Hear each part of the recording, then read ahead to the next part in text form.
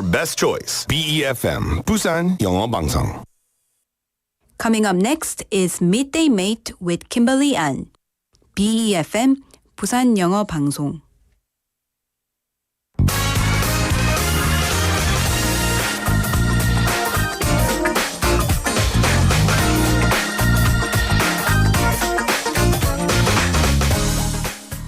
Today, May 8th, is Parents' Day, a day to shower our parents with love and gratitude.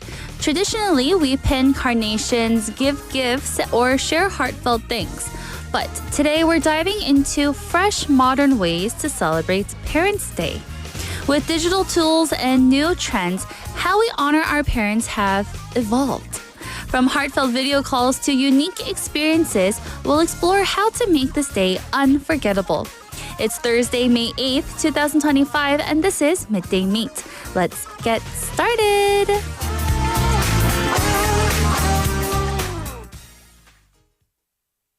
I gotta get out of here.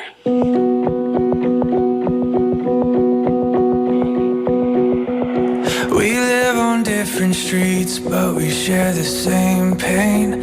Her stepdad doesn't even know her middle name. And you're so good at everything but loving me, and hate the man I hope to be.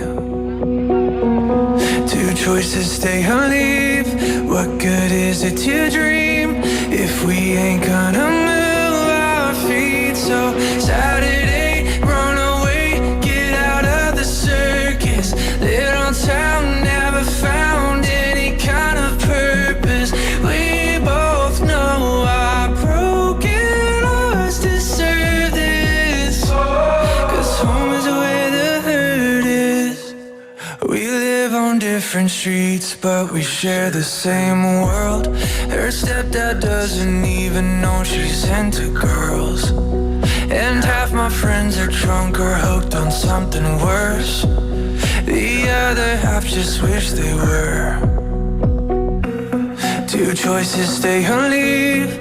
What good is it to dream if we ain't gonna move our feet? So Saturday, run away, get out of the circus.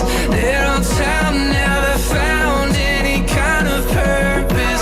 We both know our broken hearts deserve this, 'cause a home is where the hurt is. Sunset, 40 West, head for that horizon. Don't you look back again, gotta keep on driving. We both know our broken hearts deserve this, 'cause a home is where the hurt is.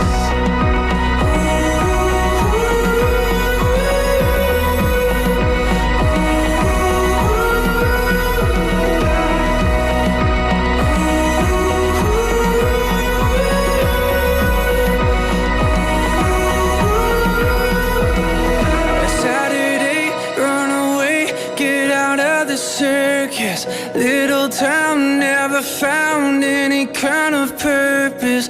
We both know our broken hearts deserve this, 'cause home is where the hurt is. Sunset, 40 West, head for that horizon. Don't you look back again, gotta keep on driving.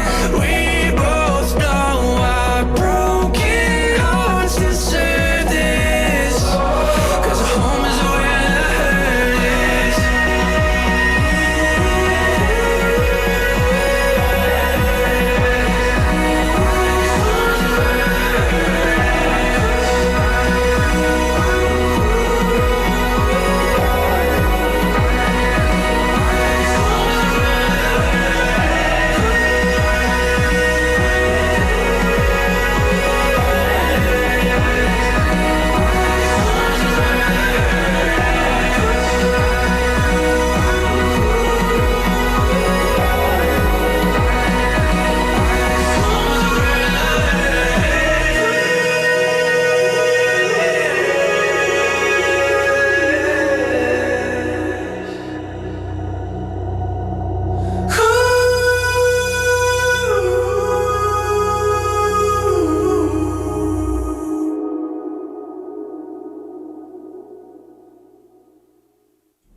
And that was Home is Where the Hurt Is by Lainey.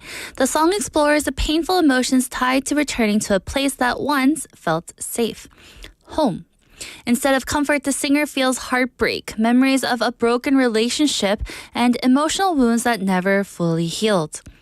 Home is no longer a refuge but a reminder of loss, showing how even familiar places can hurt when love is gone. And again, that song was Home is Where the Hurt Is by Lainey. Hello everyone. We're live in the studio in Busan this Thursday afternoon. Welcome to Midday Mate. You're listening to us on BEFM 90.5 in Busan and 103.3 FM in the Kijang, Tongwon, and Noksan areas. And I am your host, Kimberly. Hello. Welcome. I hope everyone's having a good Thursday so far. But before we dive into the different ways people are celebrating this wonderful day of Parents' Day, let's take a moment to think about how much the world and our lives have changed. With technology becoming a big part of our daily routines and families often living apart, the way we express love and appreciation is evolving too. We're looking beyond the usual flowers and gifts. We're exploring meaningful modern ways to connect with our parents, ways to feel more personal, thoughtful, and in tune with the times. So think about that as I go through what we have coming up on the show for today. In hour number 1, we'll have Listomania, a daily topic adventure with a list of things that will keep you entertained. And since today is Parents' Day, our topic is new ways to celebrate Parents' Day. After Listomania, we'll have Back to the News. Old headlines, new perspectives. A light and breezy trip through the news of the past with Claire in the studio shortly for that. And then later on in hour number 2, we'll start with today's quote. A moment to pause during your busy day and reflect on a thought-provoking quote to soothe your mind. After today's quote, we'll have bite-sized banter, a daily dose of lighthearted chatter on a new topic every day with Andrew. And following bite-sized banter, we'll have Don't Make a Scene, where we learn real-life English expressions through movies and drama scenes. And since today is Thursday, we'll end the show with Living Like a Local. New culture? No problem. We've got tips to help you live like a true local. And now, our question of the day and text topic. Are you ready? The question is, do you have funny childhood memories of the times you got in trouble with your parents? Growing up, I'm sure we've all had our fair share of getting in trouble and getting scolded and getting chastised, right? But it was all for our growth and to become better people, right? But what was a funny childhood memory of a time that you got in trouble? Again, do you have funny childhood memories of the times you got in trouble with your parents? 어릴 적 부모님께 혼났던 웃긴 기억이 있으신가요? And again, if you do, don't just tell me, yeah, I have a good memory.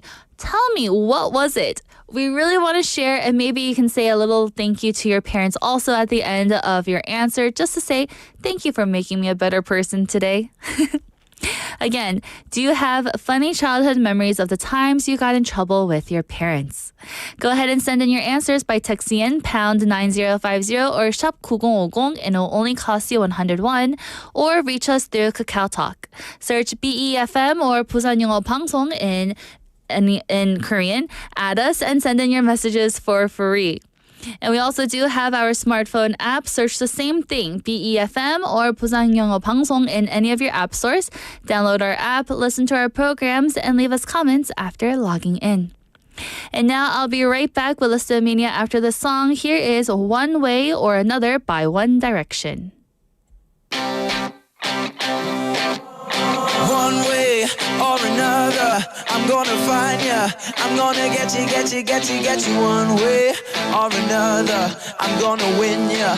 I'm gonna get you one way or another. I'm gonna see ya. I'm gonna meet you one day. Maybe next week. I'm gonna meet ya. I'll meet ya.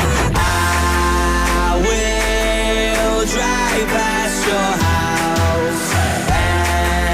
And if the lights are all down, I'll see who's around. Let's go! One way or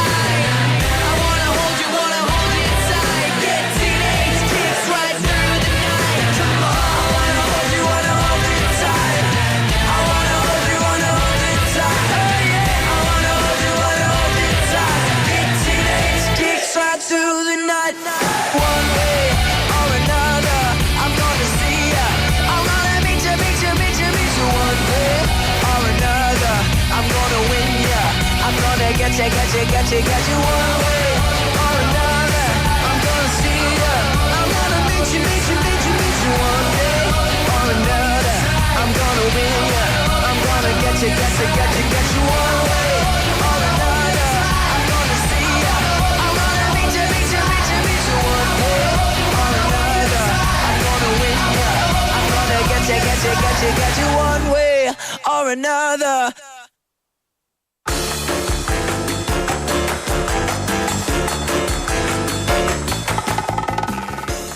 And that was One Way or Another by One Direction. And now it's time for Listomania, a daily topic adventure with a list of things that will keep you entertained.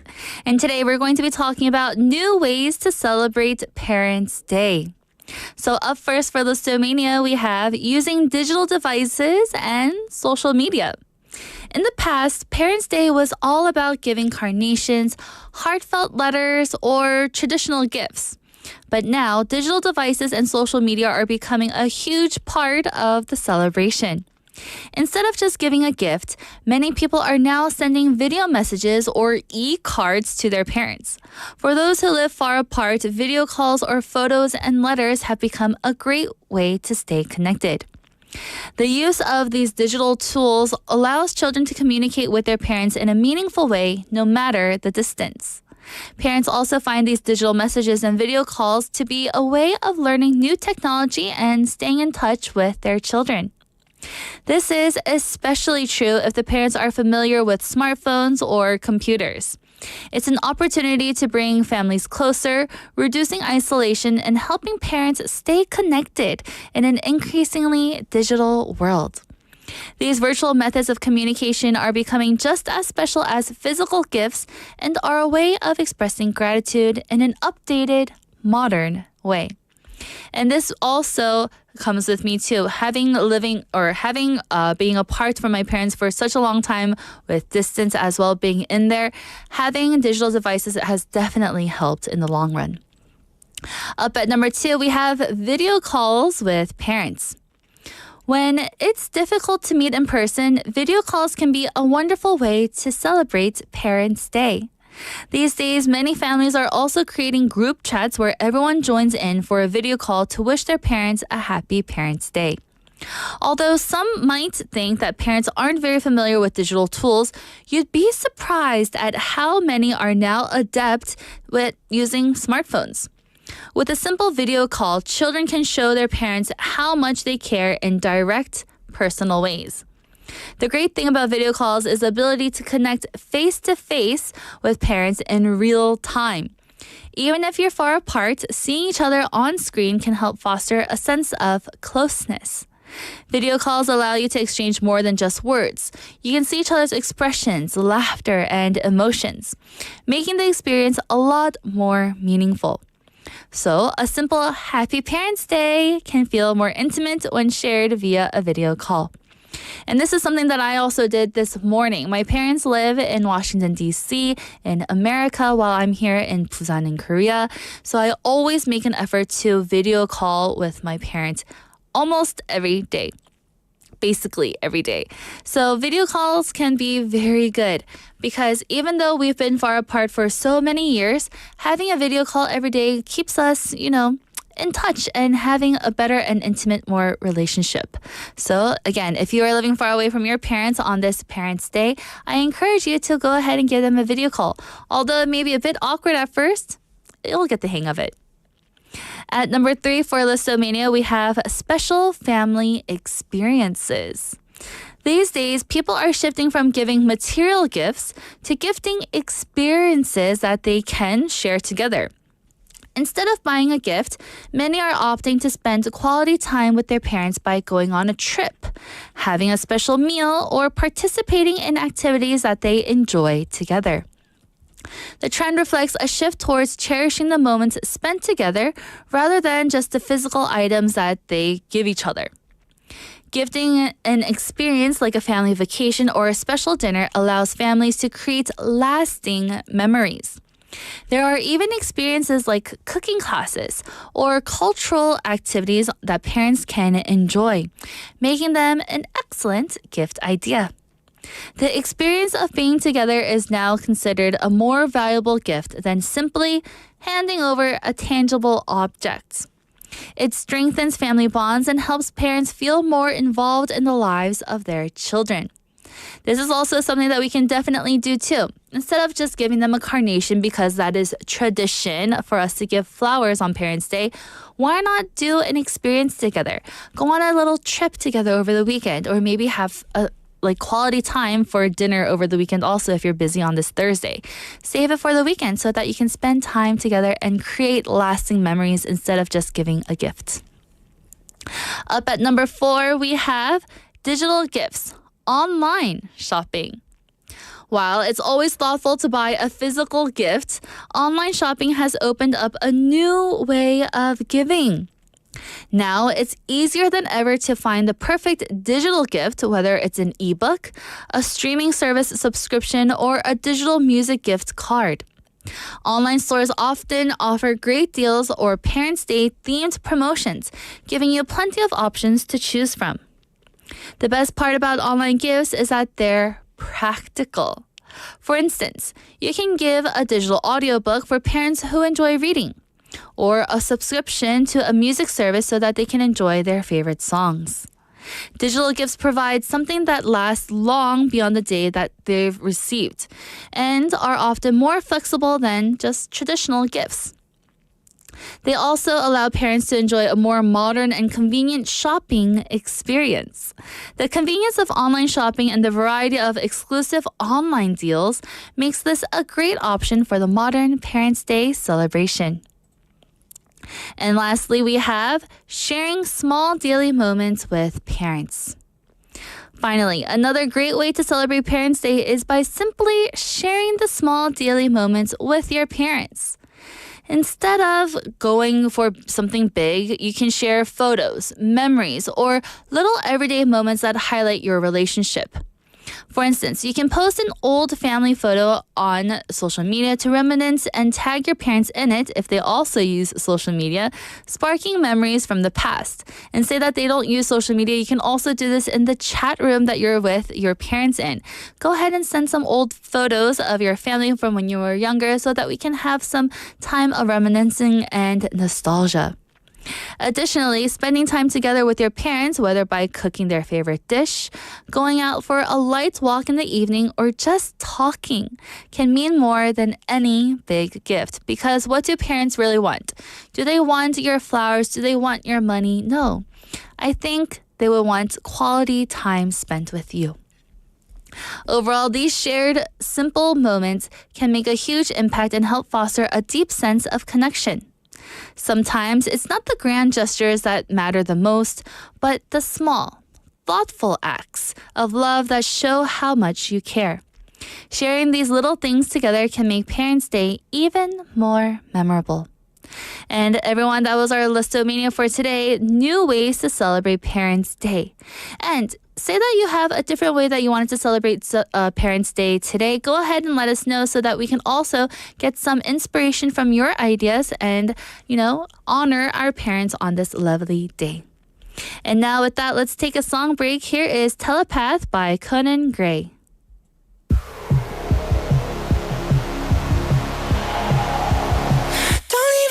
That sentence, babe.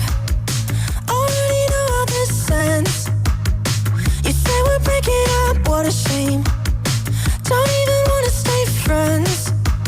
God, it's just so you're just so predictable. Won't you try something original? Old news, reuse, that's why I don't cry. 'Cause I got a feeling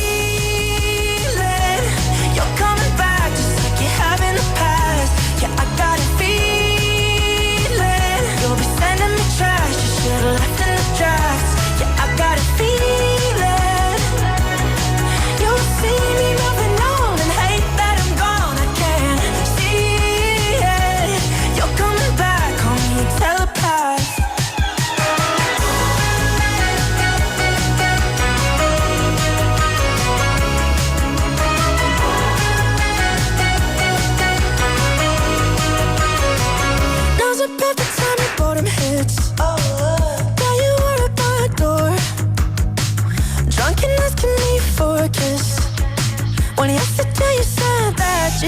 my guts, now you're back in love. It's so you're just so predictable. Won't you try something original? Old news, reuse, that's why I don't cry. 'Cause I got a feeling you're coming back just like you have in the past. Yeah, I got a feeling you'll be sending me trash you should've left in the drafts. Yeah, I got a feeling you'll see me moving on and hate that I'm gone. I can't see it. You're coming back, call me telepath.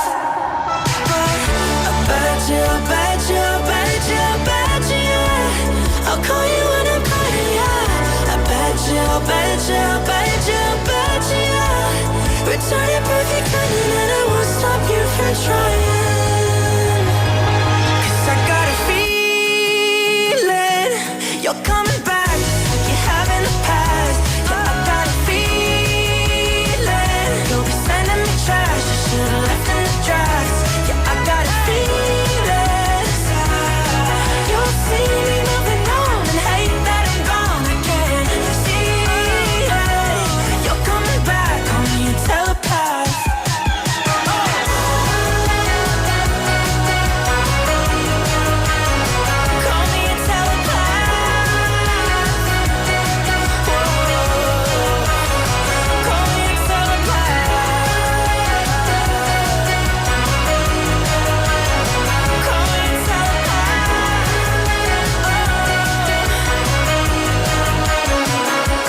telepath.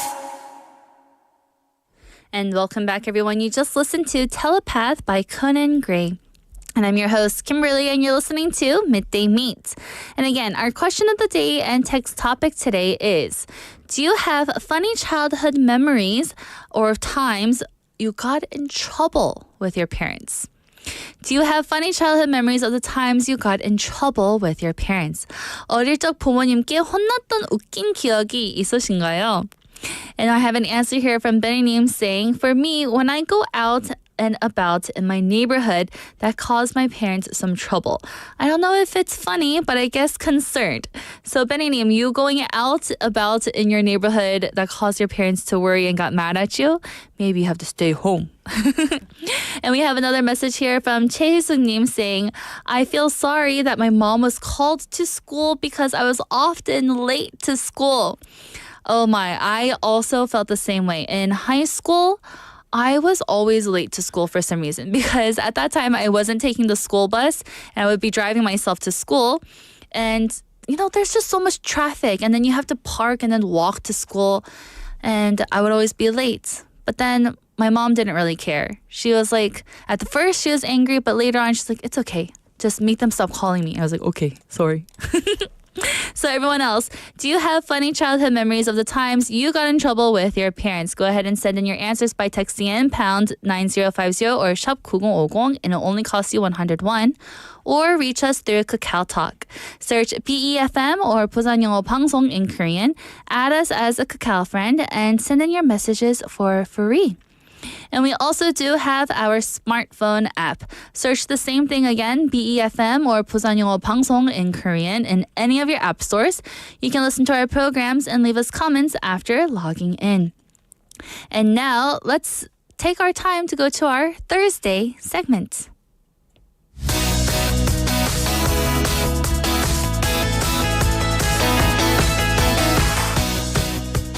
And welcome back, everyone. It is now time for our Thursday segment of Back to the News. And I'm Kimberly, and I'm joined here with Claire, who's always got the best takes on the trends we thought that we quite understood before. Hello, hello. Hello, good afternoon, Kimberly and everyone. How are you doing? Good, and happy 어버이날 to everyone tuning in. Whether you've given flowers, written a letter, or just called your parents today, great job. You're already winning at life. Yes, you are. And happy Parents' Day. Today's episode is actually kind of fitting with today's theme. We're starting with something very Korean, very current, and if we're being honest, something even our parents might secretly do That's right. We're talking about the very Korean and very intense phenomenon of open runs.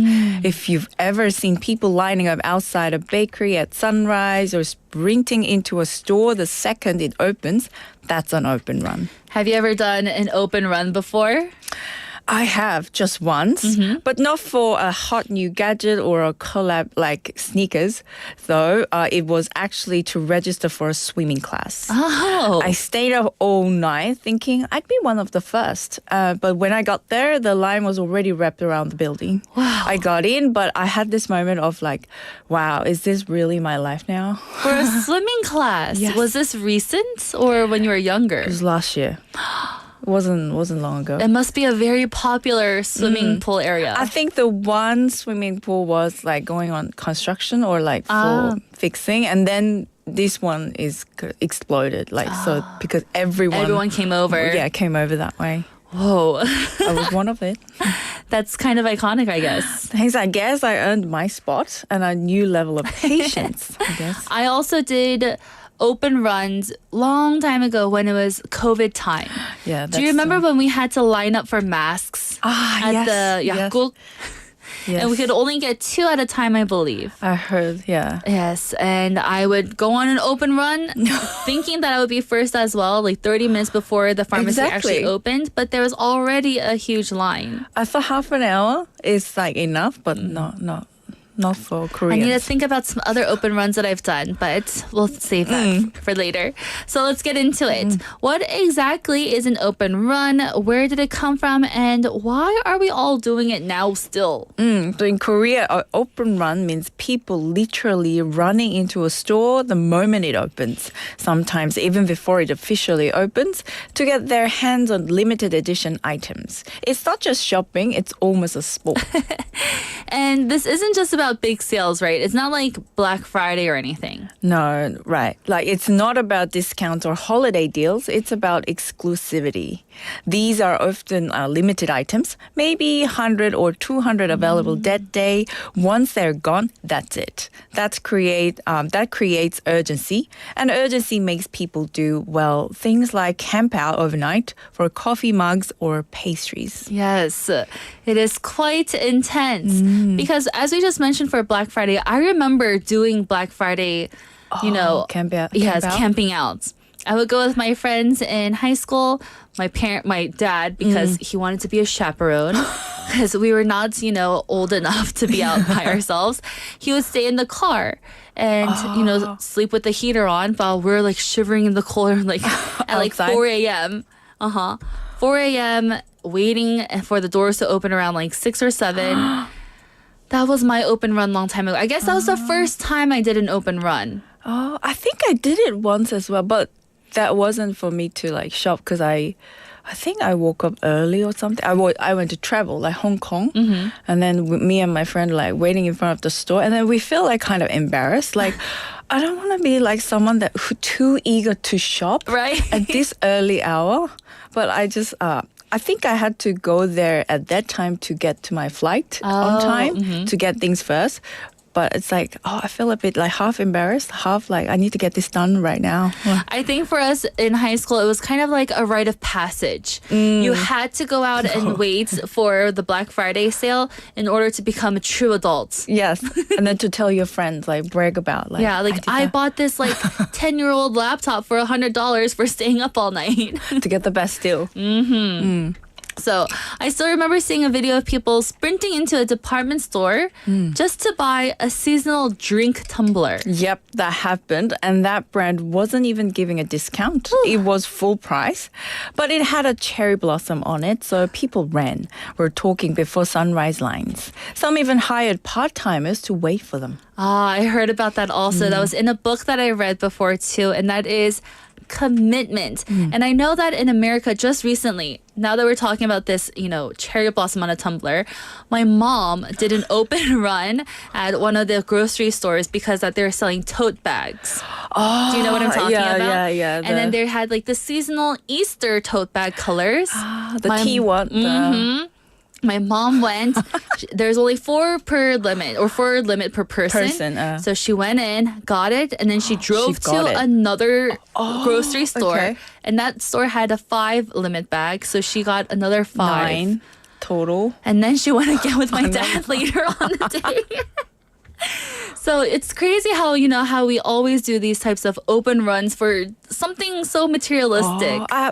My mom does open run for pizza. You know the famous pizza in yes. Busan? Mm-hmm. She does that to eat with her sisters, like aunties.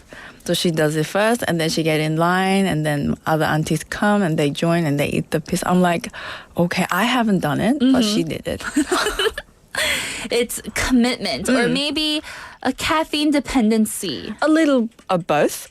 And it's not just food or drinks. There are open runs for shoes, toys, bags, even candles. I read about a shop that makes handcrafted incense. Only 10 sticks per customer per day, and they've had a line since 6 a.m. every weekend. Oh my goodness. So what makes people want something more just because it's hard to get then? What's the psychology behind that? There are 2 words, a scarcity effect. Psychologists have found that when something is in limited supply, our brain tags it as more desirable, even if we weren't interested in it to begin with. Oh, yes. So it's like me, every time when I see there's something like only 2 left in stock, I'm like, I need to buy it. I need to buy it now. And with open runs, that scarcity is very visual. You see the long line, you see someone walking out with a shopping bag, and suddenly your brain says, that could be mine. There's also a bandwagon effect. If everyone else wants it, it must be good, right? Yes, I think it's also what we say with FOMO, the fear of missing out on some kind of trend that's happening that really gets to us also. Always. And then there's also something so powerful, social media. Yes, oh yes. This whole trend thrives on 인별 or 틱. People don't just post the product, they post the journey, the line, the wait, the finally got it shot. It becomes a mini story that people want to tell. Sometimes the item isn't just the point, it's the experience. So it's shopping meets the storytelling. Pretty much. And the more intense or dramatic the story, the better. Like, I waited in the rain for 2 hours for this roll cake and it was so worth it. It's like a humble brag meets survival story. Oh my. So what kind of stuff are people lining up for now then? The variety is wild. Of course, there are the big ones like luxury brands, limited sneakers, beauty collabs. But there are also runs for retro toys, anime figures, tiny bakery pop-ups, even limited edition subway cards. Subway cards? Like yes. 지하철 카드? 교통카드? 교통카드? A few years ago, a regional transit company released commemorative transportation cards featuring retro designs. People lined up overnight to get them. They were reselling online for 3 times the price the next day. Wow. So it's not just like fancy items either. It's kind of amazing. There was also a fried chicken brand that did an open run with golden packaging, and people were genuinely sprinting for it. We're talking chicken with a premium unboxing moment. Oh my. With the gold color. It's like K-pop version of fast food. I also remember when BTS did a collaboration with another fast food company. Wow, yes. And they had like the BTS purple. the BTS paper bag that they were selling. People wanted that paper bag. Paper bag, yes. Even though it was oily from your French fries, they still wanted that paper bag. I remember I had a friend who loves BTS in America. She was like, please get me that bag. And I was like, The plastic. it's a paper bag for your French fries. But she wanted it. Oh, God. Oh my goodness. So where does the reselling fit into all of this? Because I feel like that's also another thing.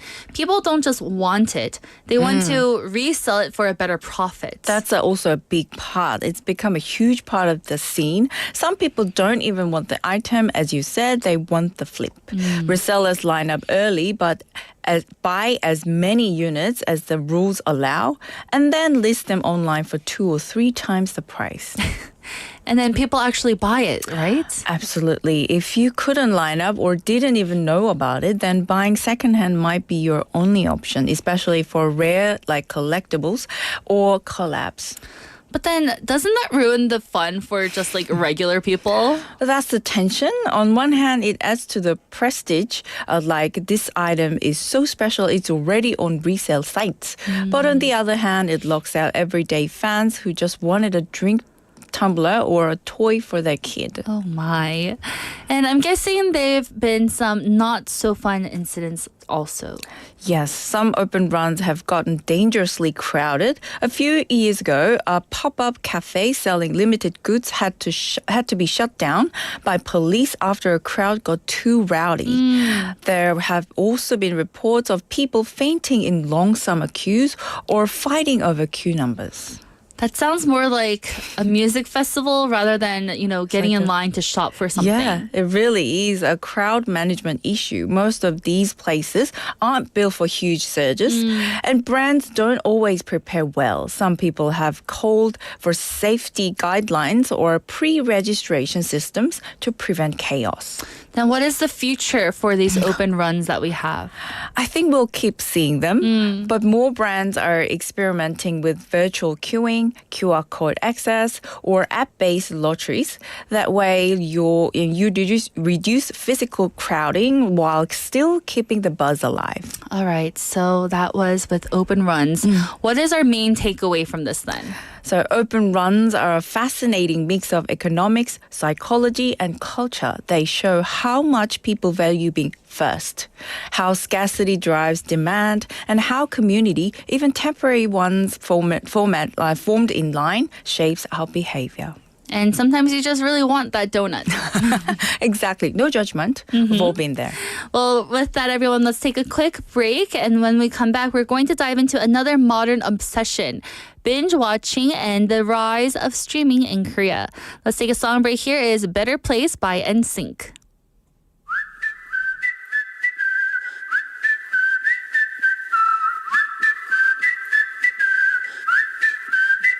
It's some kind of love, it's some kind of fire. I'm already up, but you lift me higher. You know I'm not wrong, you know I'm not lying. We do it better, yeah, we do it better, yeah. I don't mind if the world spins faster, the music's louder, the waves get stronger. I don't mind if the world spins faster, faster, faster. Just let me take you to a better place. I'm gonna make you kiss the sky tonight. Yeah, if you let me show the way. Hey, I'm so excited to see you excited. I'll take you to a better place. Yoo-hoo. And baby, you can love me on the way. We're flying up to outer space. Hey, I'm so excited to see you excited. Yeah, yeah. Ooh. You like the bass down low. I wanna lose control. I wanna dance all night. You like it nice and slow. Don't want it any other way. Tell all your friends you're gonna stay when we're together. You know that we do it better. I don't mind if the world spins faster, the music's louder, the waves are getting stronger. I don't mind if the world spins faster, faster, faster, faster. Just let me take you to a better place. I'm gonna make you kiss the sky tonight. Yeah, if you let me show the way. I'm so excited.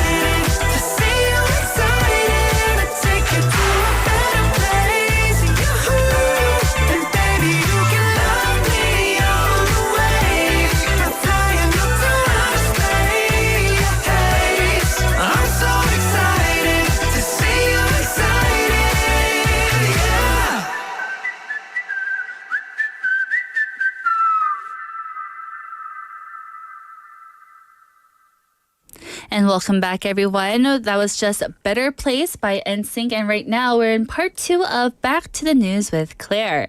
And now we're talking about something that doesn't require you to stand in line or to stand at all. It's streaming. Yes, this one you can do from bed, in pajamas, surrounded by snacks. It's a lifestyle. So when did this whole streaming wave really hit Korea?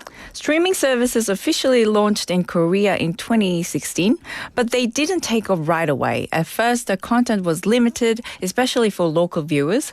There weren't many Korean shows, and the interface felt a bit unfamiliar. So at that time, it wasn't that popular. Then what changed it then? Investment. By 2018 and 2019, platforms started putting serious money into Korean content. We saw zombie thrillers, military dramas, and stories that really resonate with local audiences.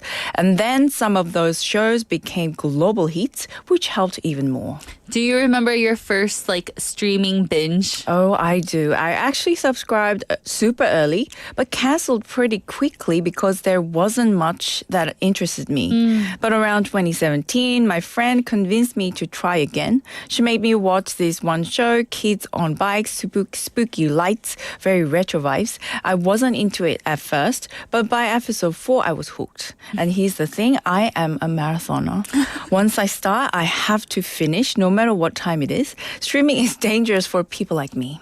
I think I watched the whole season in one night and just gave up on sleep. I think until 5 a.m.? And did you have work the next day then? Yes, of course. Oh my goodness. That feels a little too real. I also do that over the weekends. So I try to save it so that I can just binge watch all weekend long. Because this one, I wasn't really hooked. So I was just I'll just try it. And then after a few, and then I got hooked, and then I can't stop. I couldn't stop. Oh my goodness. So that feels a bit too real for us. And, there's so much content on these streaming sites. Yes, once platforms got serious about Korean content, everything changed. People no longer needed to wait for weekly episodes. They could binge full seasons, and the content became more diverse, more genres, and more daring topics. And Korean shows weren't just popular in Korea anymore also. Exactly. Some became global sensations, and at the same time, Korean viewers started watching more international shows, Spanish thrillers, American sitcoms, Japanese dramas, you name it. Yes. And a lot of people watch on their phones now, kind of like me. Yes. By 2023, over 70% of streaming in Korea was happening on mobile devices. People watch during commutes, on breaks, or while avoiding chores. It's flexible and personal. And you just described me right there in that one sentence. Commutes, breaks, and when I'm doing chores and avoiding chores also. Same. And the algorithm keeps feeding you things to watch. Oh yes, it knows your taste better than your best friend. So it's not all perfect though, I assume, right? Definitely not. One big issue has been network traffic. Around 2020, a local internet provider actually sued a major streaming platform, arguing that viral shows were overloading their systems and they should share the costs. Wow. Yes, it sparked a huge debate. Who pays for the infrastructure that keeps all this streaming running smoothly? It's still being negotiated. Then what about the local competition of the shows that are on regular TV? That's growing too. Korean platforms have started producing high-quality originals, and some are outperforming global players in domestic ratings. It's no longer just one company dominating the space. Yes, and I know that if you're like me and you love streaming sites, you don't just have one. You're juggling between 4 or 5 different types of streaming sites. Like myself, for sure. Subscription fatigue is real. A 2024 survey showed that around 30% of users in Korea canceled at least one streaming service last year. People are being more selective. Yes. So with me, right now, I'm kind of at that stage. Which one should I cut off? Because you're costing me a bit too much money right now. So the pressure is on to keep delivering great content. Always, viewers are smart. picky and have a lot of options. If the content isn't good, they'll move on. Exactly. And I have a message here from Benny Neem saying, I guess I remember Claire mentioned that she watched dating shows for Morning Wave Yes. segment before. All around the world. All you around name the it. world. You name it. All dating shows. I used to be like that, but now I'm strictly on Korean dating shows because really? there's so many to choose from there already. are actually, yes. So sometimes I get confused. I'm like, oh, is this character? Oh, no, wait. And then I get confused. yeah. But American TV dating shows are also very good.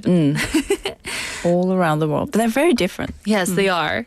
So whether we're running into stores for an open run or running through entire seasons binge watching in one night, it seems like we're all chasing something very special. Totally. Whether it's a croissant or a K-drama, it's about that feeling of getting something rare, fun, and just right for you. And that wraps up our Back to the News for today. And since Oba and Nar, maybe stream something your parents like tonight with them. Or just sit down and watch it together. Yes, whether it's a classic drama or a trot concert replay, it's all about the time spent. Happy Parents' Day, everyone. Yes, happy Parents' Day. And before we end the segment for today, I wanted to ask you our question of the day. Do you have a funny childhood memory of the times you got in trouble with your parents a long time ago? I don't think I got into my parents got in trouble, but that was like Christmas Day, so I got a present. Like my parents got me a present, and we went back home with the subway, and the subway came while we were walking down the stairs, and they ran. Of course, they're adult, they're faster than me. They ran in, they got into the subway. Right in. And then in front of me, the door was closing. I was panicked. I screamed. Like the real scream, you know, the And then The high-pitched scream. the high pitch, very loud. And then I think the driver listened, heard my voice. So the door actually opened it again. Reopened, and I was like, 안심. And then I got in, and everyone looked at me. And my mom was like, Embarrassed. Why did you have to scream? I'll wait for you at the next stop. Oh. But yeah, that was the moment. I still remember the. But you're little, so Yeah, I who was knew little. that I the had mom no would have... idea. I still remember the scene. The door was closing in front of my face.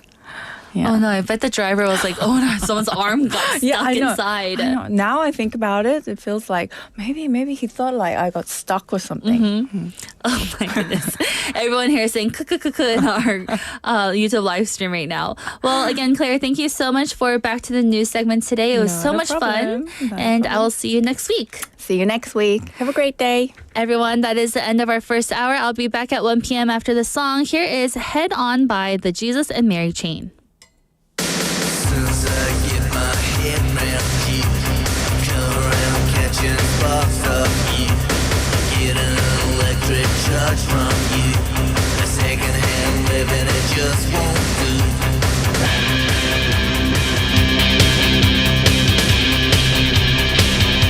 Anyway, I feel tonight. Oh, I could die and I wouldn't mind. And there's something going on inside. Makes you wanna feel, makes you wanna try, makes you wanna blow the stars from the sky. I can't stand up, I can't cool down, I can't get my head on.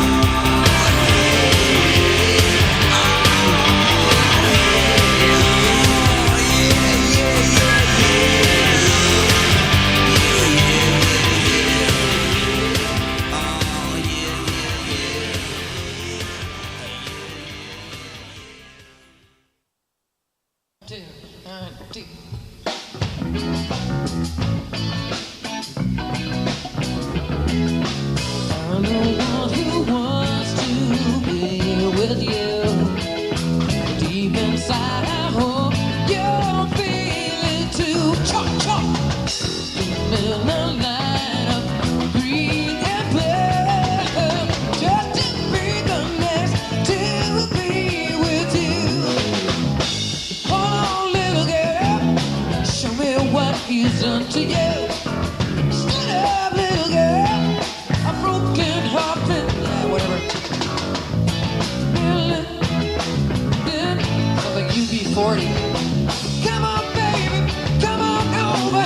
Let me be the one to show you. The one who wants to be with you. Deep inside, I hope you feel it too. Chomp, chomp, chomp. Oh my.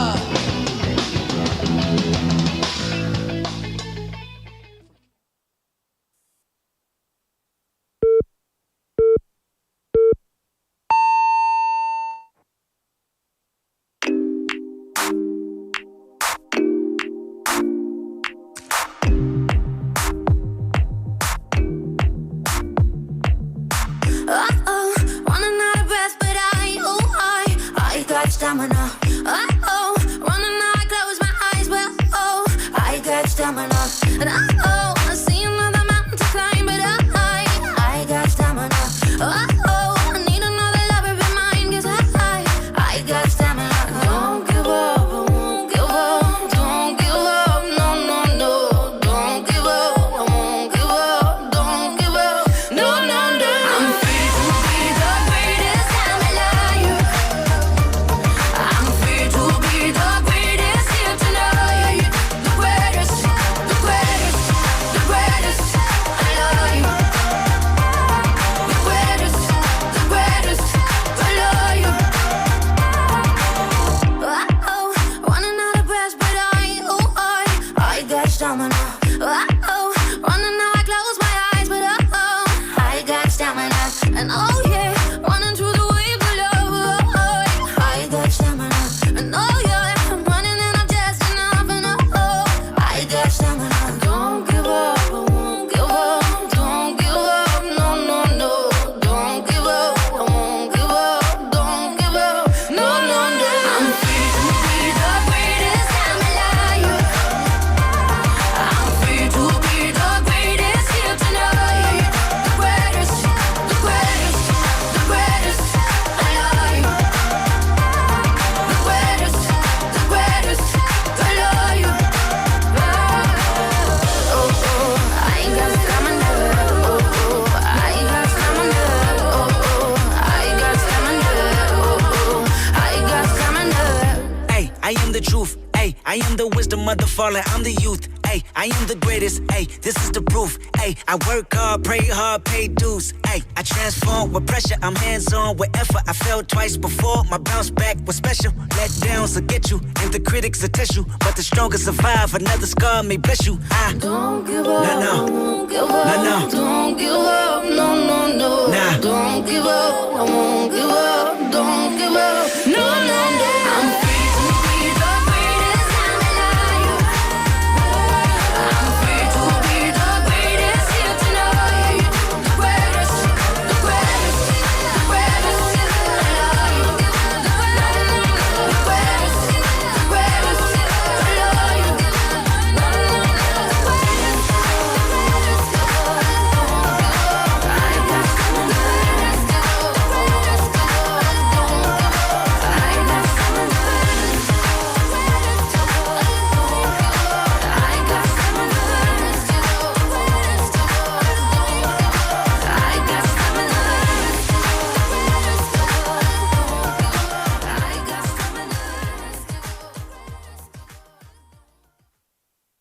And welcome back, everyone. You just heard The Greatest by Sia featuring Kendrick Lamar.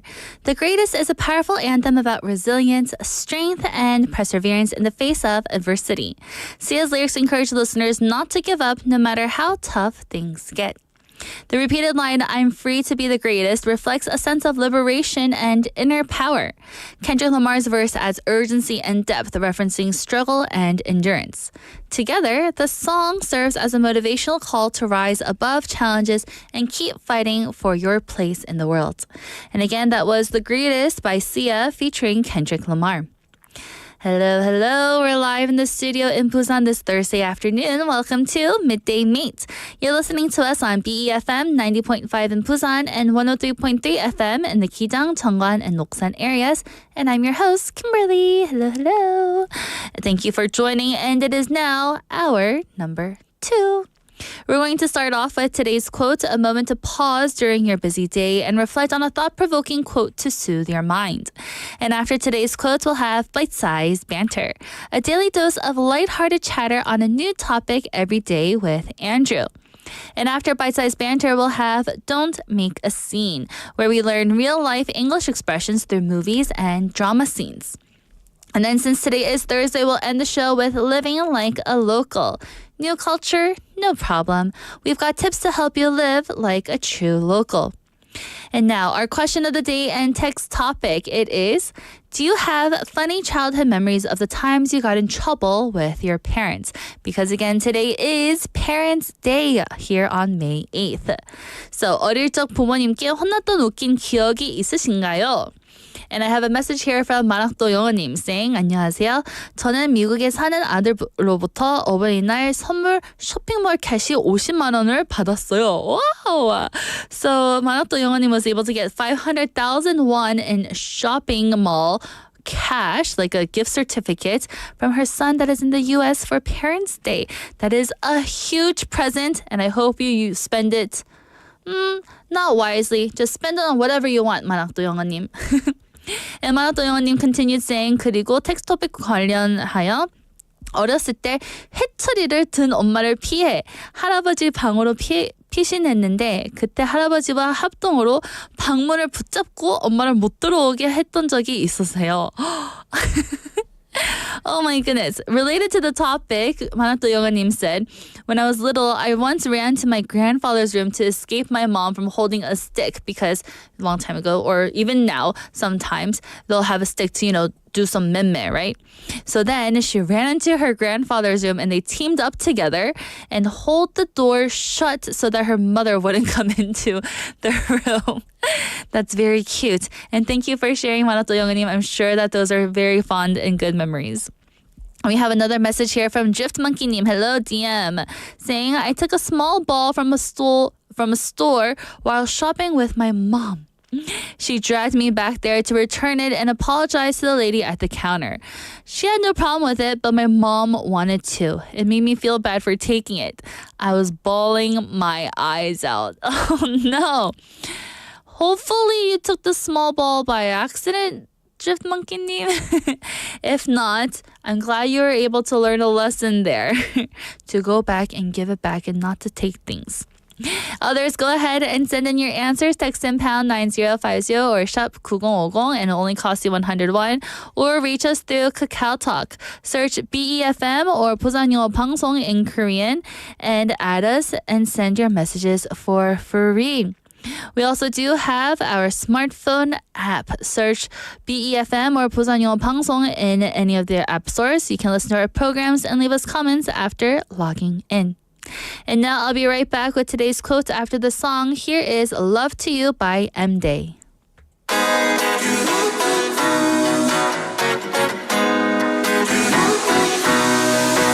What of you? I see nothing else but you. And your sapphire eye. Well, I'm starting to get lost. Radio singing to me like it knows that I'm finding it hard. Well, I guess I'm moving on. They're saying you got nothing more to lose. A liar being true. If I can give my love to you. Give my love to you. Give my love to you. Give my love to you. Give my love to you. These days I'm finding sunny days getting shorter and gray. say you're no stronger than they are for long. I know I gotta let you go, but I can't leave your heart all alone in the dark beating on. They're saying you got nothing more to lose. A lie being true. If I can give my love to you, give my love to you. Give my love to you. Give my love to you. Give my love to you. Give my love to you. They're saying you got nothing more to lose. A lie being true. If I can give my love to you, give my love to you.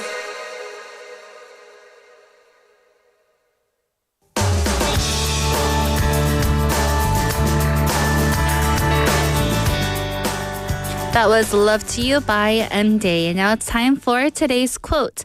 A moment to pause during your busy day and reflect on a thought-provoking quote to soothe your mind. And today's quote is, there is no such thing as a perfect parent, so just be a real one. And this was said by Sue Atkins. Again, it is, there is no such thing as a perfect parent, so just be a real one. 완벽한 부모는 없습니다. 그저 진짜 부모가 되면 됩니다. This quote reminds us that we don't need to be perfect to be great parents, but rather it's the authenticity, love, and effort we put into raising our children that really counts. So today, we're going to explore what it means to be a real parent and how sometimes it's our imperfections that make us better parents. Now, we all know that being a parent comes with its fair share of challenges. But when we look around, especially on social media, there seems to be this unrealistic portrayal of perfect parenting.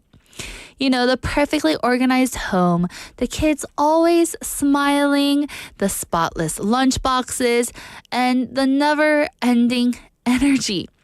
It's easy to get caught up in the idea that there's a perfect way to do things. But the truth is, the notion of perfect parenting just doesn't exist. So, what does it mean to be a real parent? Let's talk about that. Real parents are the ones who, despite all the chaos, still shows up every day.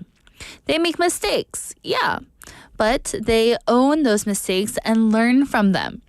It's about being there for your children even when you're feeling worn out, overwhelmed, or a bit frustrated. Real parents admit when they don't have all the answers. They laugh, they cry, they apologize when needed, and they try their best. And sometimes their best is just getting through the day.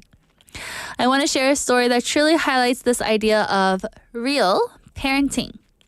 As a single father, Mark has faced his fair share of challenges. One year, his daughter was upset because she thought he had forgotten her birthday. In reality, he had planned a surprise party for her, but he'd been so caught up with work that he missed a couple of the smaller clues that would have made the special surprise a little bit better. His daughter was heartbroken at first, but Mark, instead of trying to cover up the mistake, sat down with her and explained that he was only human, and sometimes life just gets in the way of our plans. He apologized and they laughed about it later. The moment was far from perfect, but it was a real moment. What's incredible about stories like these is that they show us how much authenticity matters. The power of being a real parent, not a perfect one, is in the connection it creates with our children. When we own our imperfections, we teach our kids something valuable, that it's okay to make mistakes, that we can learn and grow from them. Real parenting isn't about setting an impossible standard. It's about building trust, showing love, and embracing the beautiful mess that comes with it. And as children, understanding that our parents are human too can actually strengthen our relationships. We realize that they're doing their best just like we are. And that, my friends, is what makes parenthood so incredible. And you know, what I like to remind myself also, now that I'm a bit older, wish I knew this when I was a little bit younger though, was that as I'm going through my life, my teens was the first time that I went through my teens. My 20s was the first time that I dealt with my 20s. And right now, my 30s is the first time that I'm dealing with my 30s. So we're all learning from this journey, right? But we often think of our parents like having known everything already. But this is also their first time being a parent, their first time dealing with a child who's in their teens, their first time dealing with a child in their 20s, and their first time dealing with a child in their 30s. The list goes on and on.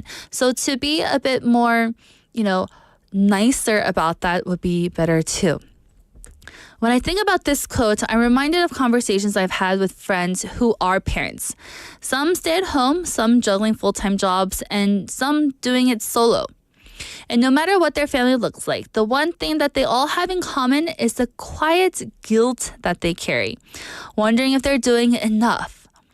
But the moments their kids remember most aren't the perfectly packed lunches or the immaculate playrooms.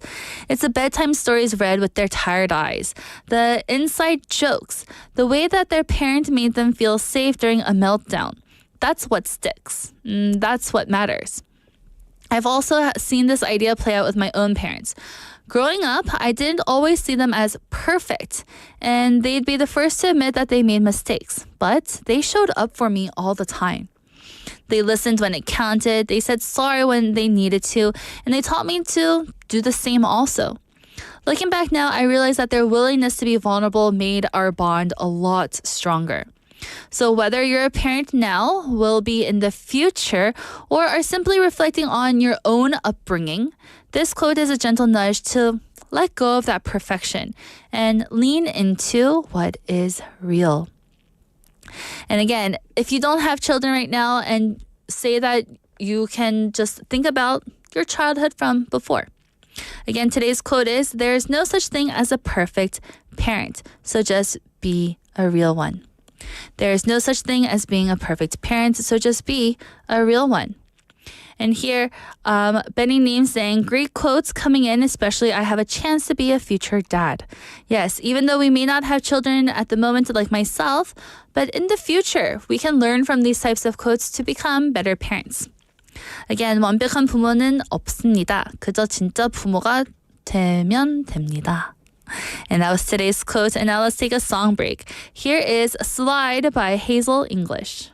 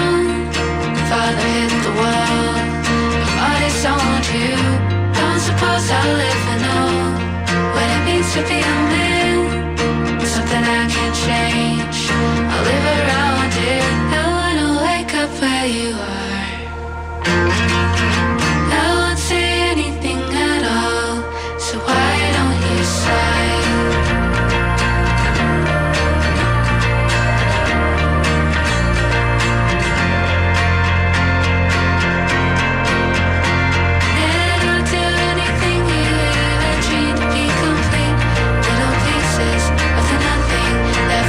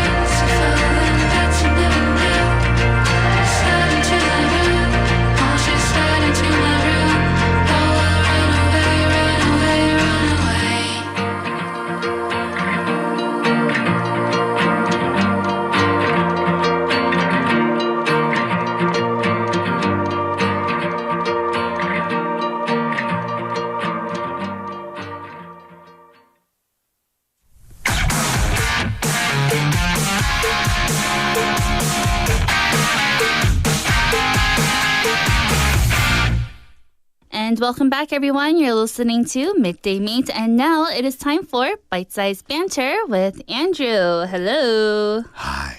What is that? I was trying to be the complete opposite of what I always am. It's a loud, boisterous voice. And that's what someone said, you should do ASMR. And I said, no, because I would just be like, in the middle of it, I'd be like, rest in peace headphones, because I'd start talking and people would be like, yeah. Our ears would start bleeding. Exactly. So That'd be fun still. Yeah, maybe. Well, what are we going to be talking about today? Today, our question is a would you rather question. All right. Rather. And I don't know, this one, I'm sure some of our listeners will have an opinion about this question, and hopefully you do as well. And I hope that you can come up with maybe a funny answer to go along with it. The pressure you're giving me right now. Yeah, definitely. Yes. All right. So, would you rather be the absolute best at something that no one takes seriously, or be average at something well respected? So when I first read this question, I thought of it a different way. Okay. But now I understand. So listeners, 사소한 분야에서 세계 최고가 되기 vs 모두가 인정하는 분야에서 중간되기. Yeah, so something that like you would be the absolute best, like we'll say top 5, like in the city, or just like you're very not prolific, but I mean like you're well known for it or something like that, but people don't care about it, right? It's not something they take seriously or really care about, or be average at something really well respected. So, maybe you're I don't know, an average soccer player, or is that really well respected? I don't know. Like a singer. Okay. Maybe something like that, or a piano player, right? Because people do think that is, difficult to do. Right. Right? So, how about yourself? For both of these things, this is something that I enjoy personally. Okay. Then I would say, with my personality, I would be the absolute best at something that no one takes seriously. Yeah, I think I'm on that same page. And there's a few reasons why. Because I believe making yourself happy first should be number one. Exactly. Right?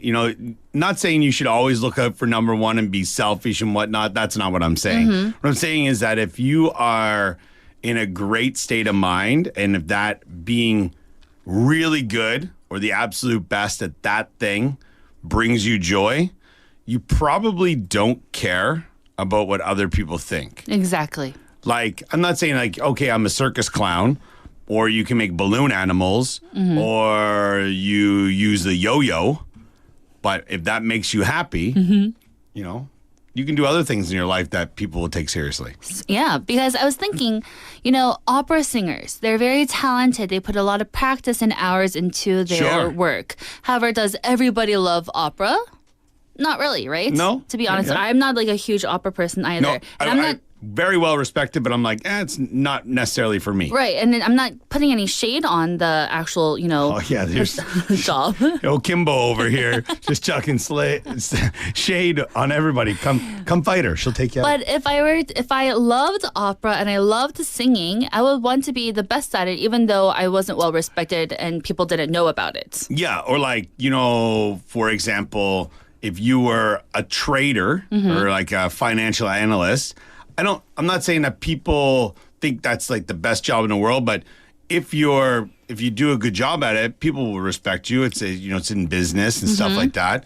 You don't need to be the best at it. Right. Being average at that actually is probably okay. That's true too. Yeah. But with my personality, I would want to be the best. Yeah. At whatever I do. Oh, hold on. No. Where this is going to be a very sensitive topic, and maybe Petey and him can also jump in on this one.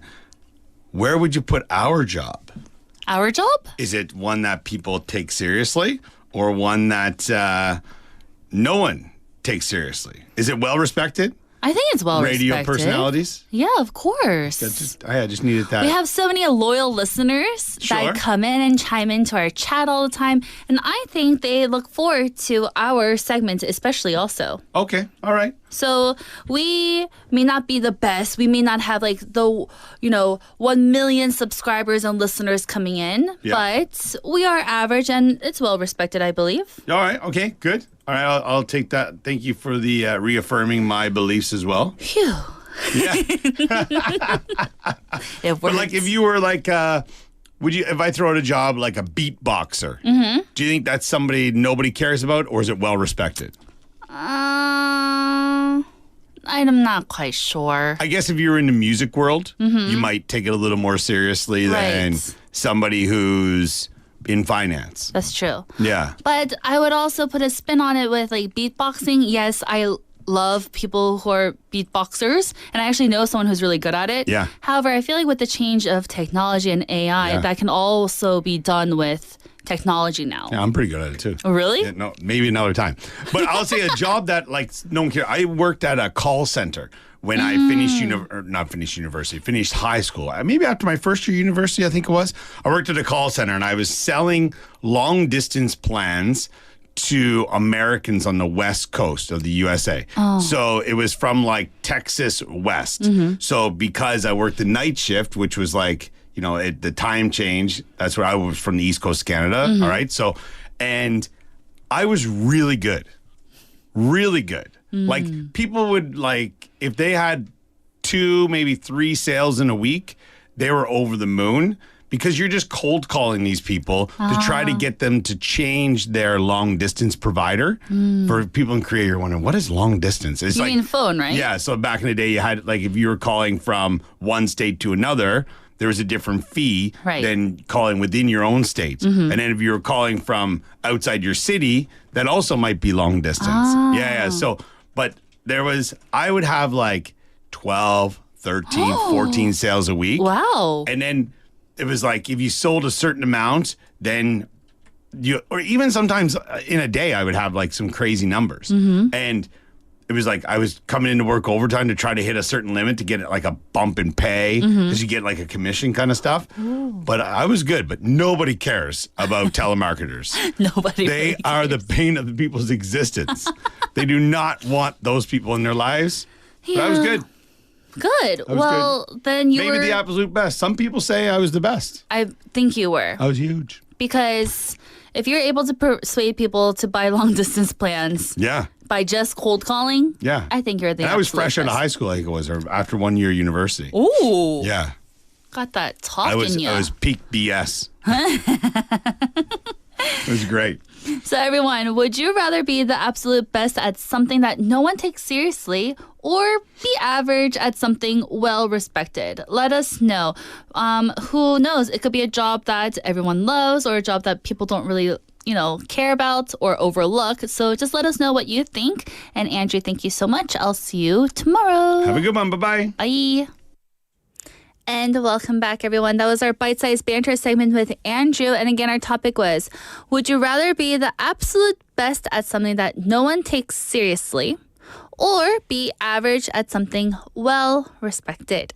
I have an answer here from Ponim saying, I will choose the first one because one day I might be able to get fame by that ability because I am the best at it. That is also a good outlook. Say that nobody cares about it right now, but maybe in the future we could get famous for being the best at it. And Benny Neem also saying, for me, be average at something well respected. And the reason is, I guess this answer would be like a great idea on how do you like about my people that I saw well respected these days. So Benny Neem saying that he would rather be average at something that is well respected. And I have a message here from 만학도 영어님 saying, 옛날 속담에 닭 대가리가 될지언정 속꼬리는 되지 마라는 말이 있어요. 그래서 저는 사소한 것에 최고가 되는 게 더 좋아요. And that being said, 만학도 영어님 saying that there's an old saying, I don't know the actual English, but it's better to be the head of a chicken than the tail of a cow of some sort like that. And that's why I prefer being the best at something rather than just being a part of something big. So thank you for all of your answers. And you know, 포님 saying 영작은 늘 어렵네요. No, 포님, you are very good at writing in English. I thank you. So everyone else, if you do have an answer to our bite-sized banter segment, please let us know. Would you rather be the absolute best at something that no one takes seriously or be average at something that is well respected? And with that, let's take a song break. Here is Thinking of Me by Ollie Murs.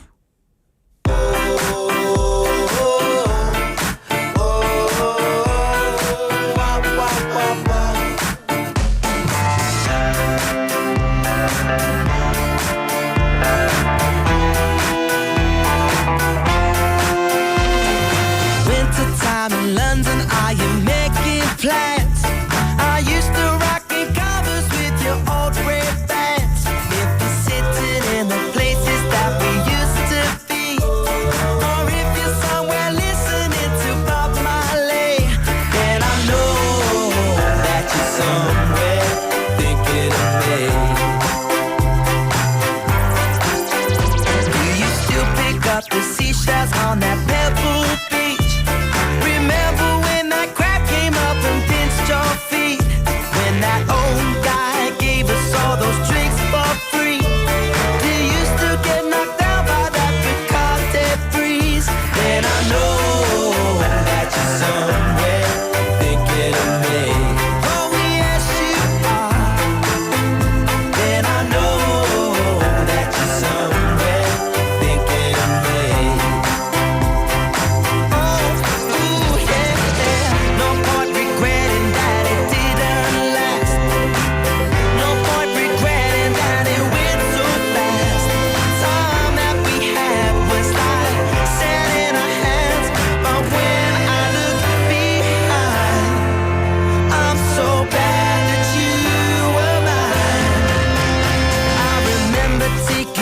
On that 86, standing in your doorway where we used to kiss. Then your dad came out and chased me down the street. If you remember just how scared I used to be, then I know that you're somewhere thinking of me.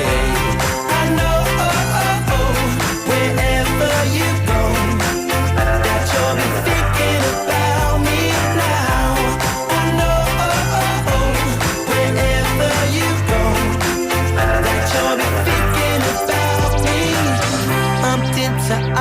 Down in Waterloo, she told me that you got yourself somebody new. She said you must have liked him 'cause he's oh so nice. But I remember that you like a pinch of spice. Well, I know wherever you go, that you'll be thinking about me now. I know wherever you go, that you'll be thinking about me now. I know, be thinking about me now. I know, be thinking about me now. Wherever you go, you'll be thinking about me. That you'll be thinking about me now.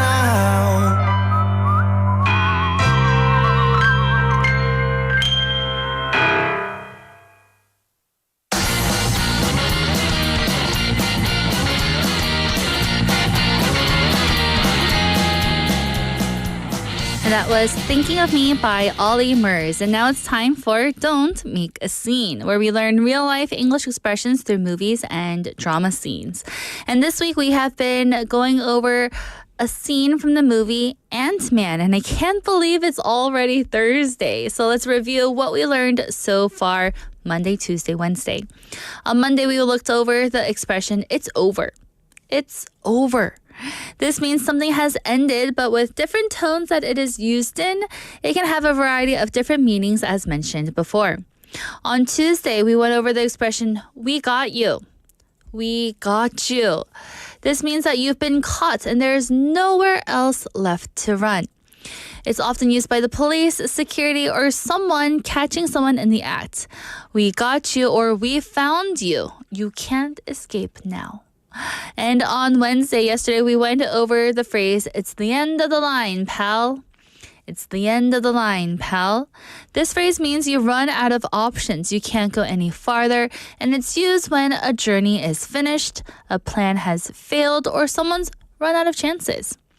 So now, for Thursday, we are going to go over a new expression. But before, if you're joining the show for the first time this week and you don't know the movie Ant-Man, let me tell you about it. Ant-Man isn't just your typical superhero movie. It's funny, clever, and full of heart. It's about redemption, second chances, and the courage to face tough situations, even if you'd rather shrink and hide from them all. Literally. So, some scene background about this part of the movie.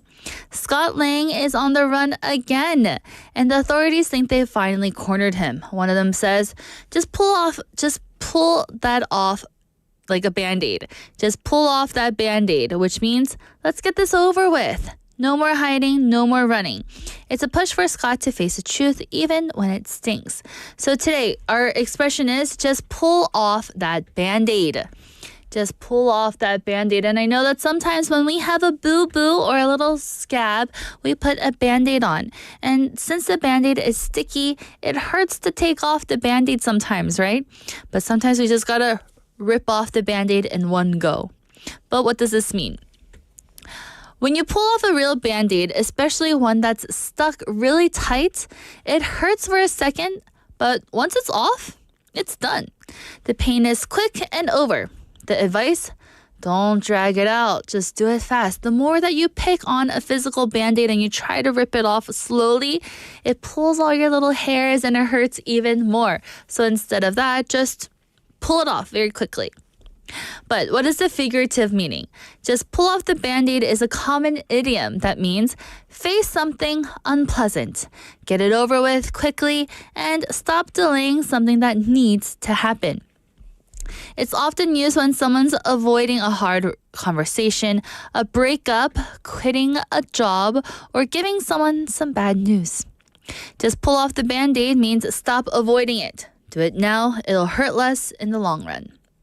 So when can we use this in our daily lives? 1. Before breaking up with someone, say that you have a boyfriend or girlfriend and it's time to say goodbye. You can say, You've been putting this off for weeks. Just pull off the Band-Aid and just have that talk with that boyfriend or girlfriend and cut off the relationship. Or at work, you can say, we need to tell the client their idea won't work. Just pull off the Band-Aid and call them. So say that you're working with a client and they have this grand, extravagant idea, but it's not something that's very realistic. So then you have to hurry up and call them and get it over with and say, hey, your idea is not going to work. Or with yourself. I hate going to the dentist, but I just need to pull off the Band-Aid and make that appointment. So even though you may not want to do something, just do it because you got to get it over with one way or another. Or a funny example can be, I know that salad's been in the fridge for too long. Time to open it and face the smell. Gotta pull it off that Band-Aid. Remember, like when we have some umsungmur 쓰레기 in our fridge that we just forgot about and it's in the corner of our fridge? We gotta, just pull off the Band-Aid and open it, deal with the mold, and throw it away. Ooh. So, what is something that you've been putting off because it's uncomfortable or awkward? Can you think of a time that you finally faced it and realized it wasn't as bad as you thought? Just pull off that Band-Aid. Oh my.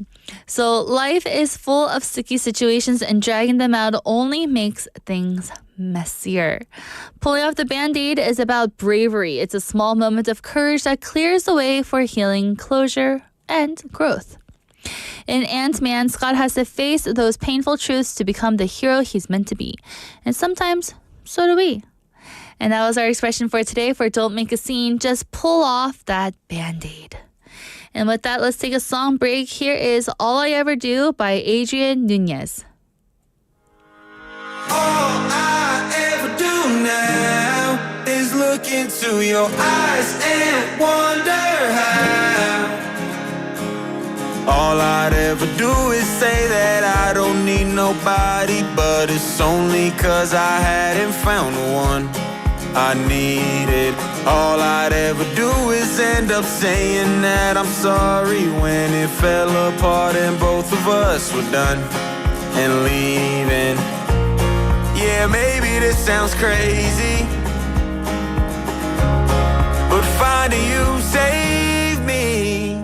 'Cause all I ever do now is look into your eyes and wonder how I made it through the days before I found the right road. Life is easy now that I know, baby, I'd be happy loving you if it's all I ever do. If it's all I ever do. Maybe I won't see the world and maybe I won't end up rich, but if I get to live it with you, girl, that's the life I wanna live.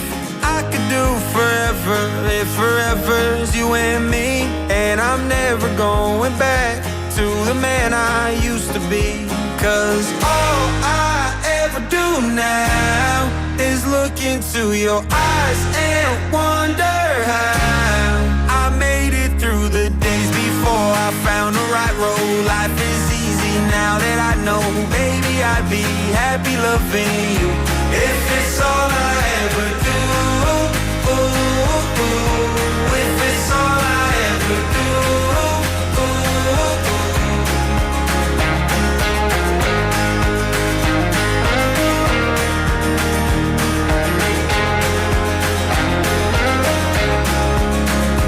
Cause all I ever do now is look into your eyes and wonder how I made it through the days before I found the right road. Life is easy now that I know, baby, I'd be happy loving you if it's all I ever do.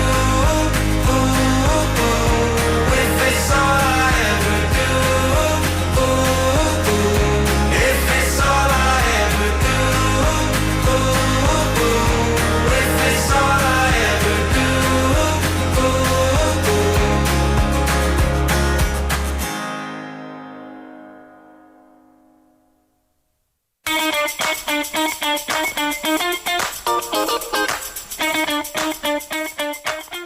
And welcome back. You just listened to All I Ever Do by Adrian Nunez. And now it's time for our segment of Living Like a Local.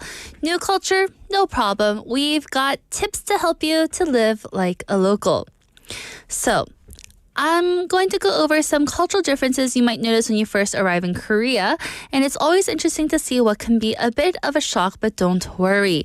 I'll share some personal stories when I felt the same way and how I overcame those challenges to truly live like a local. And today's topic is about something you can't miss the moment you arrive in our Korean city. And that is the towering high-rise apartment buildings that we have here. So we're going to be talking about high-rise apartments. In Korea, it's extremely common for families to live in high-rise apartment complexes, especially in urban and suburban areas. These buildings can reach up to 30 or even 50 floors, and they often come with shared amenities like playgrounds, small markets, and security systems, and even underground parking that we're all so familiar with here in Korea. They're seen both as efficient and convenient, especially in a country where land is limited and the population is concentrated in big cities. For reference, Korea's highest residential building is Lotte World Tower in Seoul, which has apartments reaching up to the 123rd floor. 123 floors. And in Busan, you'll also see towering apartment complexes stretching across the city skyline, particularly in neighborhoods like Marine City, Haeundae, and even here in Centum City. These areas are known for luxurious high-rises that offer ocean views, rooftop gardens, and even concierge services. The city's mountainous terrain and coastal layout have encouraged vertical development to maximize living space and scenic value. Apartment clusters in Busan often form in small communities with their own convenience stores, clinics, and kindergartens within walking distance so that everything is super convenient. So here are a few of Busan's most famous high-rise apartment buildings. We have Haeundae LCT, the Sharp, the tallest building in Busan, reaching up to the 85th floor. 85th floor. And also we have Haeundae Dusan Weave, the Zenith, which is also up to the 80th floor. We have iPark in Marine City that reaches up to the 72nd floor. And the W Centum, the sleek newer development floor, is up to the 66th floor. These are skyscraping apartments offer not just impressive views, but the prestige and convenience, which is why they're so popular among these residents. But not only do we have these types of apartments, but regularly, the norm of the average of apartments is up to at least the 20th floor if you're living in an older apartment. And that is still very tall. However, in contrast to housing in the US, American families, especially in suburban areas, tend to live in single-family homes with yards and driveways. There's no underground parking for you there. Even in cities, apartments rarely reach the heights seen in Korea. Most residential buildings in U.S. cities range from 4 floors to maybe 20 floors maximum, and that is about it. With only luxury penthouses or urban skyscrapers going higher than that. So, the highest residential building in the U.S. is in Central Park Tower in New York City, which has residences reaching up to the 98th floor. But again, this is because they are centered in New York City, where it is like Korea, where space is limited. So we have to build up vertically to fit all the people that we have living there. The US, space is more abundant and people often prioritize private, spread out homes. And in Korea, vertical living is a necessity due to limited land and high population density. So when I first came to Korea, I remember that my friends and we lived in an apartment and we were on the 19th floor, and it was a 20-floor apartment building because it was one of the older ones. But even at that time, I was like, the 19th floor, I can see everything. Whereas in America, when I lived in an apartment with my friends for college, we lived on the 4th floor. And it was very different. The things and the perspectives that you can see from the 4th floor was just the parking lot. But then in Korea, in the 19th floor, I can see all the whole other buildings in the neighborhood that was surrounding my apartment. So it's very different. When I moved down to Busan and I was able to visit all the different apartments that we had mentioned earlier, wow, I could see all the way to like Dalmaji from just being in one apartment building. And that was insane because of how tall it actually was. So, high-rise living in Korea is not just practical, it's a major part of daily life for many. From school zones to community events, so much happens within these towering buildings. It's one of those things that might feel unusual at first, but becomes second nature once you settle into the area. So while you're here in Korea, enjoy those high-rise apartments. And in America, you'll see a lot different type of housing. So now it's time for another song. Here is The Sweetest Days by Vanessa Williams.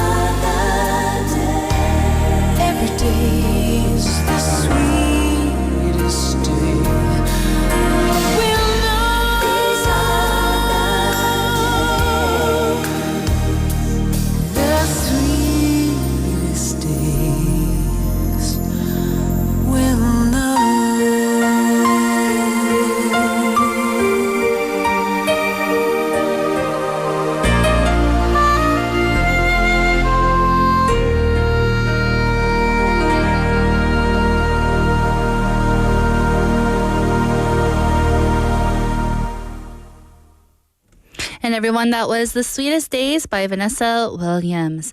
And now, our question of the day and text topic it is, do you have funny childhood memories of the times you got in trouble with your parents? 어릴 적 부모님께 혼났던 웃긴 기억이 있으신가요? You know, for me, now that I look back on all of the times that I got in trouble by my parents, I think they're all just quite funny because you can't take them seriously, right? Because in the end, we're getting trouble because they want us to be better people and to grow from our mistakes of maybe doing something wrong in the first place. So what I would like to say is thank you for all of the times of 혼나잉 to my parents. So, everyone, it is the end of the show now, and we have to wrap it up. I've been your host, Kimberly. Here's our last song, 후디의 반바지 by 이효리. I hope you have a wonderful Parents' Day. And if you're a parent out there, thank you for all the love that you give, and have a great Thursday. See you tomorrow. Bye.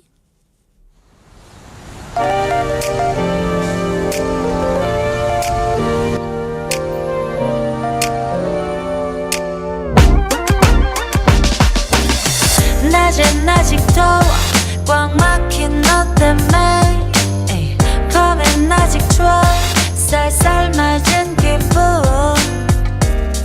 너네 장단에 안 맞춰 my way 답은 강단에 내 입맛대로 runway 두려고만 해다 바빠 보이길래 난 더 우아하게 오늘도 난 걸쳐 후디에 반바지 오늘 같은 날씨에 후디에 반바지 입고 당당하게 걸어 나를 보면 다 얼음 나를 담아 내 맘에 나 매일 밤이 red carpet beat 더는 없어 후회도 저건 아무 의미도 겉모습만 beauty 그게 전부면 너네끼리 놀아봐 놀아봐 놀아봐 All about all about all about me 난 춥지도 덥지도 않게 적당한 밸런스 느낌을 알지 와하게 오늘도 난 걸쳐 후디에 반바지 오늘 같은 날씨에 후디에 반바지 입고 당당하게 걸어 나를 보면 다 얼음 나를 담아 내 맘에 나 매일 밤이 red carpet beat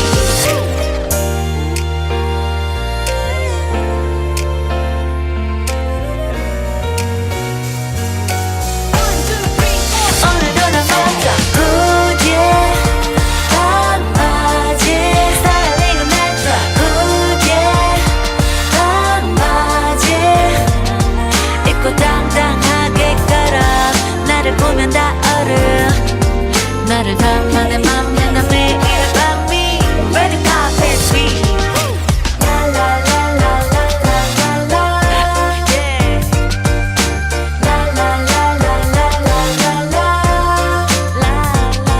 입고 당당하게 걸어 나를 보면 다 얼음 나를 담아 내 맘에 나 매일 밤이 red carpet beat